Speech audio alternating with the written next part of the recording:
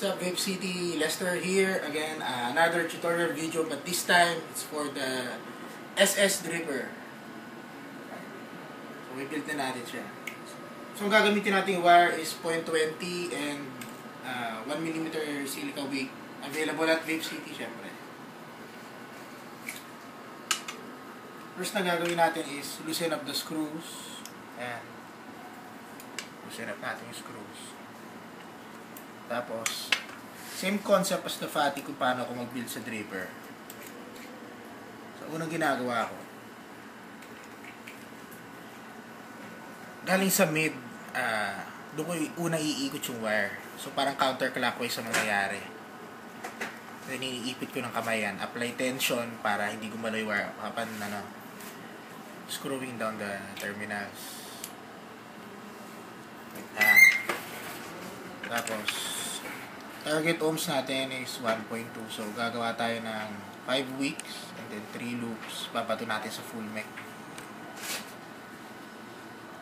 5 weeks. 5 strands ng 1mm.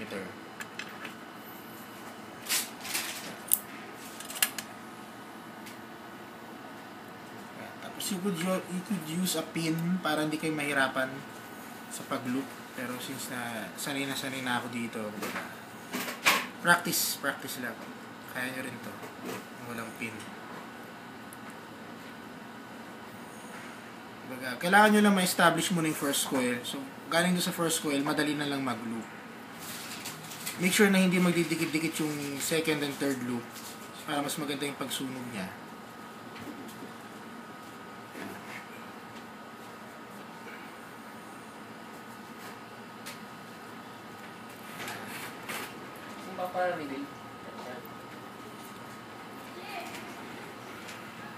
Tapos galing naman sa positive screw, clockwise naman yung ipit.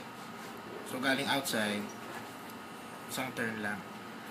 So make sure na maglagay kayo ng allowance dahil once na in-screw in natin to at tumikpit yan, hatake ng screw yung wire papunta sa kanan.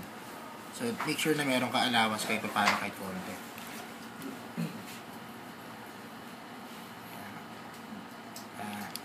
So, inatak niya na.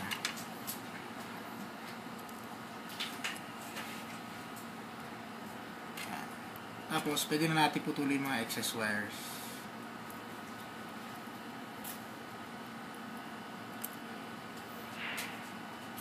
Normally, ginagawa nila pag nagpuputol sila ng wire, sinasagad nila hanggang sa terminal. Ako hindi.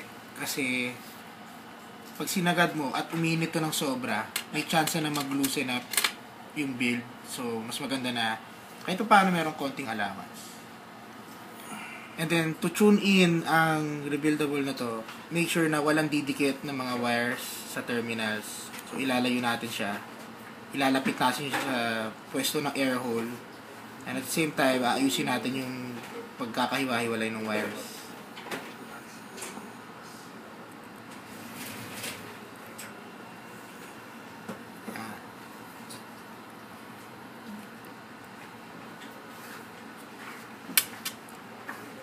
Tapos, since na malaki naman yung chamber na ito, pwede nyo nang hindi putulin ito as is na lang, or pwede nyo pa rin putulin yan, sakto lang sa base. So, mangyayari is parang paikot siyang ganyan dapat. So, parang may sumisip-sip pa rin siya sa ilalim. So, since na may nakita pa akong sobra, pinuputol ko itong mga excess na to.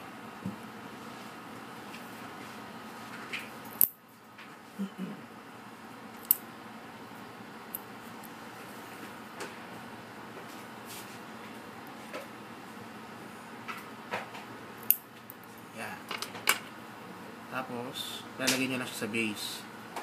Para once na i-screw in yung top cap, hindi siya hihilahin pababa. Itong taas, since na wala rin namang effect yan, hindi rin naman pupunta yung juice dyan papataas, hindi rin bababa yung juice through capillary. So, binabawasan ko rin sa taas.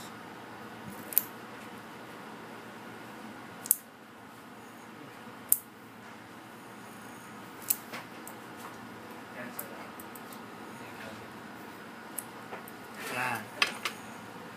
So, ganito ang build ko sa SS Dripper. Test fire natin siya.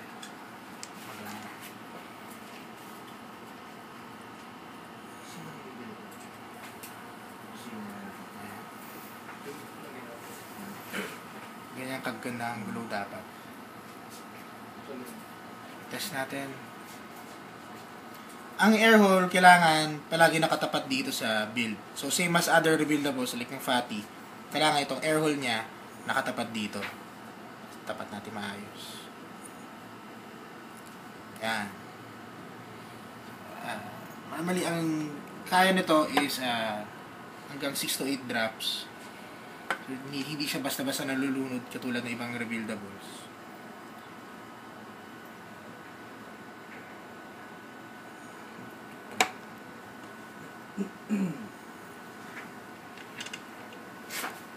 To test kung maganda yung build, ito, big vape.